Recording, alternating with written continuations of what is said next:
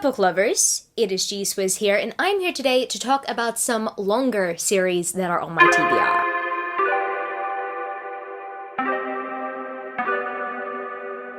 If you didn't know, this is a 7 on Sunday topic, and I am the host of 7 on Sunday. I will link the Goodreads page down in the description where you can check it out and you can participate in a topic in the future, or you can suggest a topic. And this week's topic is a follow-up from a bunch of last month's topics, pretty much where we were going through standalones, duologies, and trilogies that are on our TBRs. And I didn't want to make a specific quartet TBR video because that is very specific. However, I decided to make a topic that caters to all sorts of different series that consist of 4 books or more. I don't know about you guys, but I really love to invest myself in long book series. I mean, a few of my favorites this year have been long book series. I love it when a series goes beyond a trilogy, and I mean, that is just a personal opinion. It's a personal preference. I know that some people prefer standalones. However, I gotta trust that there are other people out there like me who love long series. And today, I'm gonna be talking about some series that are 4 books or longer that I definitely do want to get to. I'm only gonna be showing the ones that are on my physical TBR at the moment. I had like a very long list of book series I wanted to get to because for some reason I want to commit to all these different series, but I need to focus on what is on my physical TBR at the moment. I guess all of that is self-explanatory. I guess without further ado, I'm going to get straight into the long series that I have on my TBR and pretty much tell you guys why I'm excited to read them, and hopefully I can read them soon. If not, maybe in the new year. So I know some of you guys probably looked at the thumbnail and was like, oh my goodness, G-Swizz, are you planning to read the Bridgerton series? I purchased the Illumicrate special editions. I reckon I have to at some point. I'm not gonna lie, I'm not motivated to read The Duke and I. However, I'm motivated to read the rest of the books in the series. I'm personally not okay with something that Daphne Bridgerton does in this book. And apparently it is similar to what happened in the TV show, except apparently it is worse in this book. I honestly feel like I might just skip over that scene if I end up reading book 1, but I do want to continue on with the rest of the Bridgerton book because I am curious to follow the rest of the Bridgerton siblings and their love lives. I really want to know how the rest of this goes. Even though I have watched season 2 as well, I wouldn't mind recapping because I love Anthony Bridgerton. I've wanted to read Bridgerton ever since watching season 1. However, I have been skeptical with The Duke and I specifically, and I think that is what is intimidating me from actually getting a start on Bridgerton. So fingers crossed I will eventually, because I do want to read this series eventually and just enjoy them as like pure trashy romance novels. I hope I don't leave it too late until the point that I lose interest, because oh my goodness, like these covers look absolutely stunning on my shelves. I'm so obsessed with my Illumicrate set, and I'm really glad that my Illumicrate set at least somewhat motivates me to read this series, but I gotta read it sometime. And speaking of Illumicrate special editions, as of recently, I finally received my Locked Tomb series, at least the first 3 books that are out so far. I actually thought that the Locked Tomb series was going to be a trilogy initially, but turns out this is going to be, I think, at least a 4-book series, and apparently Nona the Ninth was actually meant to be a novella, but it ended up being a full-length novel, and I am very pleased with that. I mean, I'm very pleased with my additions anyway, but like just the fact that we've got a full-length novel and the author is not leaving much story untold, which is good. So I'm actually very satisfied knowing that the author is expanding upon their world. I've only read Gideon the Ninth, and I did have a good experience reading it. However, at the time that I read Gideon the Ninth the very first time, I don't think I was ready for what it actually was. For some reason, I just assumed that it was going to be some sort of basic fantasy with necromancy. No, the Locked Tomb series is a lot more than that, and it is also a sci-fi. I was not mentally preparing for that whatsoever. I wasn't mentally preparing for the way that it was told or written either. So now that I've read Gideon the Ninth, I want to revisit it, and then I want to go into the rest of the books, having the expectations of kind of like what I know now after reading Gideon the Ninth. I honestly cannot wait. Gideon the Ninth was very intense, and I know that the rest of the books are going to be very intense. I have been seeing memes everywhere about the series, and I don't get majority of them because I have not continued on with the series. So what am I doing? I'm procrastinating because I'm literally just talking about this book series without having read it. We're gonna make it happen eventually. I think I want to read it more closer toward when book 4 comes out, but we will see. Hi everyone, Future G-Swizz here, because of course I happened to have microphone issues again. I really hope that there's no crackling noise as I'm filming this. So pretty much one of my clips when I was filming the other day had a crackling noise. Probably need to get a wire replaced, or I need to stop using this microphone altogether. I mean, I was pretty much fine without a microphone input before, but I don't know. I sound clearer. Really don't know at this point, but it's not worth the frustration of me having to refilm at times. We will see. Next longer book series that I have to bring up, I actually have two here in one go because one is an original book series and the other is a spin-off to that original book series that follow different characters within the same world. And this is a contemporary book series. I never usually read contemporary book series that are pretty long. I mean, only recently, like within this last year, I've been getting into romantic contemporaries, and some of those romantic contemporary stories are part of companion series. But this seems to be one of the longer companion series. I'm talking about Becca and Krista Ritchie's Calloway Sisters series and Addicted series. The Addicted series, I believe, was written first, and then the Calloway Sisters was written as kind of like a spin-off, but some of the events, I believe, take place at the same time. There are two different reading orders for this. There's the publication order where you read the Addicted series first, or there's like a specific other reading order where you kind of read them at the same time, according to the timeline that both these series take place. So I've wanted to read both these series for quite some time. The TikTok hype for the series was absolutely booming this year. You know what? I actually started Addicted to You, and I was enjoying it. But a sequel to a series came out, and I knew I needed to read that straight away, so I put this book down. And I thought to myself, maybe I should read this when I know I'm going to commit to all 5 books in this series. So that is what I'm going to do. I want to read both these series when I'm ready to have a full-on binge read, because I felt like as soon as I started Addicted, I did not want to put this book down, nor did I want to put this series down. I had to for the time, but when I'm ready to read a bunch of backlists, this series is going to take priority. Honestly, cannot wait to dive into the series, to pretty much read a lot more romance contemporary companion series over the years, because I do love myself some romance contemporary, but when they are companion series and we have more to discover about these characters, and even if main character is a side character in another book, I will still live for it. I just personally love it when an author expands upon their world and their characters. The next book series that I put on my long book series TBR is a book series I did not know was going to go on for longer. I actually assumed that this was a trilogy when I first heard about it, but turns out the 3rd book only came out around the time I first heard about it. And it's going to be a 5-book series, and I decided I'm probably going to wait closer to when the 5th book is coming out, because as much as I do want to read it, it's a very emotionally taxing series, and I know that based on the fact that I've read the 1st book in the series, Guild. Yes, guys, I'm talking about the Plated Prisoner series by Raven Kennedy. So Guild is a pretty shocking book. I don't see this book as the 1st book in the series personally. I see this book as the prequel to the entire series, because it very much feels like a prequel. There's barely any plot in here, but it is also pretty much about our main protagonist of the series, Oren, and her tragic backstory. It's tragic, and what makes me feel even more sad about this entire situation is that she puts up with it. When you are going through a domestic situation like that, and when you think that you owe your life to someone based on one act of kindness, that is when you know that you need help. Reading about Oren and her situation, it really broke my heart. And I know this entire series is essentially about her healing and about her getting out of this situation. And I am personally thankful for that, but I know it's going to be a very emotional ride based on the fact that I've had to heal from my personal trauma over the years regarding certain things. I know that if I'm going to follow a protagonist who's having to put the work in to heal as well, I just know that this entire journey is going to be emotional. So I am saving myself a little bit until book 5 comes out, when the finale comes out, because I don't know whether I would be ready to reread the series in the lead up to Gold, which is the 5th book, but I am excited to continue on. As much as Guild didn't really have much of a plot, and it didn't really have as much world building as I would have wanted, I know that the rest of the series does, based on everyone's reviews, and also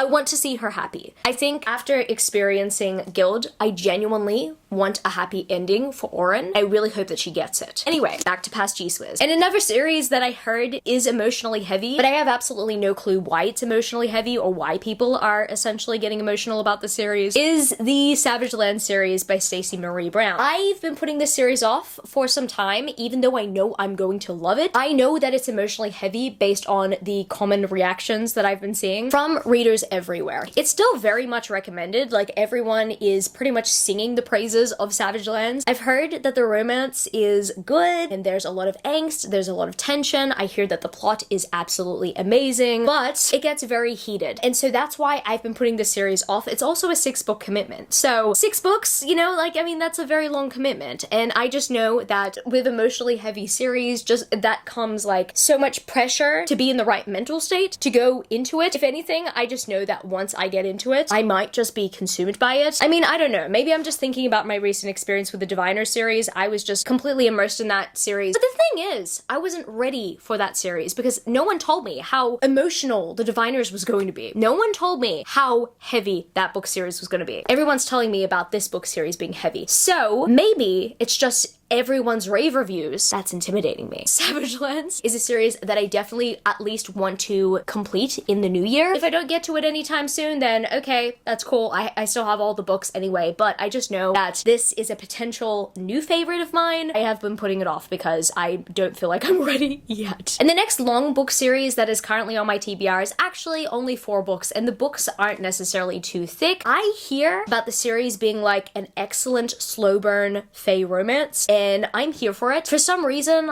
I just really like fae romances, but a slow burn, that's also a pretty good thing. And I'm really happy that they warned me about it because, you know, this cover right here looks pretty sensual. It pretty much baited a lot of readers. Over here, I have The Unseelie Prince. This is the first book in the Maze of Shadows series by Catherine Ann Kingsley. I want to read more books by Catherine Ann Kingsley as well. However, these are the only physical books I own on my TBR. I mean, look, this cover definitely excited me. However, apparently it's a very slow burn romance until you get past halfway. Now that I know that, I know that I'm gonna go into the series expecting all the tension, all the angst. And I don't hate slow burn at all. I mean, yes, it is torturesome a lot of the time. However, when it is done well, you learn to appreciate it and you end up appreciating it even more in the long run. So I have a feeling that I'm going to appreciate this book series in the long run if I just so happen to love the events that happen and the relationship between the two characters and the two characters themselves. I'm not necessarily intimidated by the series because I don't hear that it's very emotionally heavy. However, I think I want to read this series when I am in the mood for delayed gratification rather than instant gratification. Because, you know, sometimes I read romance novels to feel that instant gratification. I need to be in the mood for delayed gratification in order to get through this series. I'm looking forward to trying it out and seeing whether or not I would recommend it. And the next longer book series that I definitely do want to read is a book series that I actually started last year, but I never continued on with. I knew that as soon as I continued on, it would consume my life, but I didn't end up continuing on with it at the time, and I reckon that was because I wanted to wait closer until the final book was gonna come out, and I mean, you know, it's probably gonna be like 2 years till the final book comes out. I really don't know. I actually have not been keeping track of the release schedule, but I did want to continue on with the Hades and Persephone series, or at least the Hades and Persephone series that Scarlett Sinclair writes, by reading the A Touch of Darkness books, and then also reading the Game of Fate books, which are pretty much Persephone's and Hades' perspectives separate. However, the final book that she will write with these characters will be a combined POV book. I reckon that book's gonna be long, but it's gonna be much needed because a lot of the time, as much as I do like first-person perspective, I am a big fan of dual POVs when they are first-person perspective, especially in a romance. And I know that this isn't everyone's favorite romance series. I more enjoy it for the modern take on Olympus. Personally, I wish that there were more wholesome moments between Hades and Persephone, but I mean, I read Lore Olympus for that, so there's that. For some reason, I'm just a big Persephone stan in the series. I don't know. I understand that she doesn't make the best decisions, but I don't know. There was something very satisfying about seeing her come into her own confidence and learn how to back herself up. It's probably going to be a longer journey throughout the series in terms of development, but I really loved Persephone in the series, and I cannot wait to continue on with the series. I just want Hades to be more wholesome. That's all.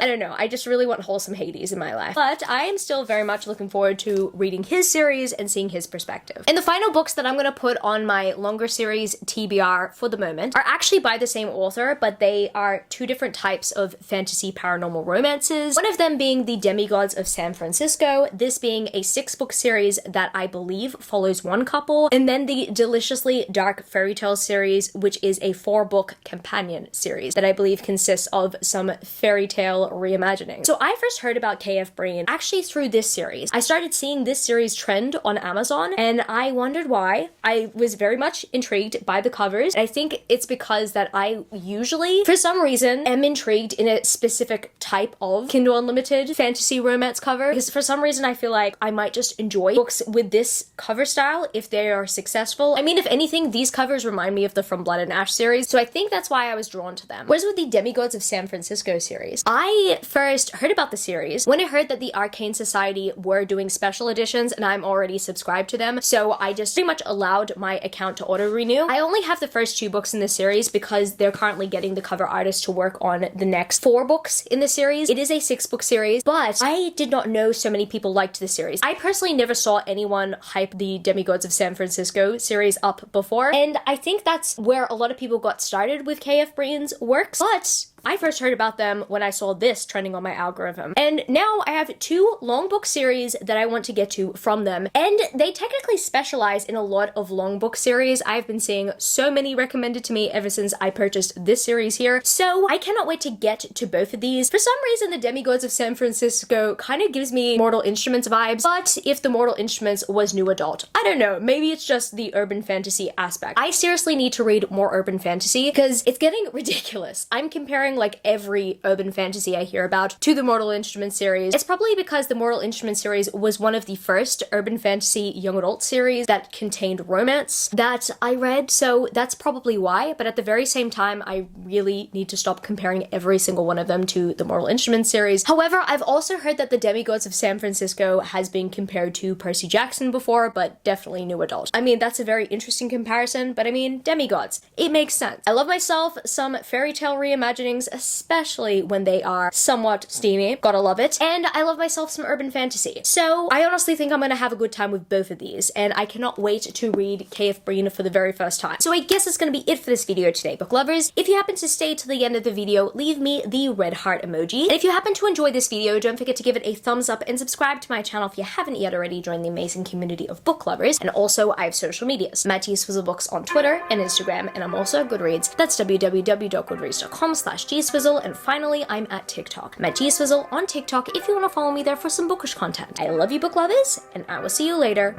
Peace. How did I weigh half and I flipped it in a double? How did I weigh half and I flipped it in a double?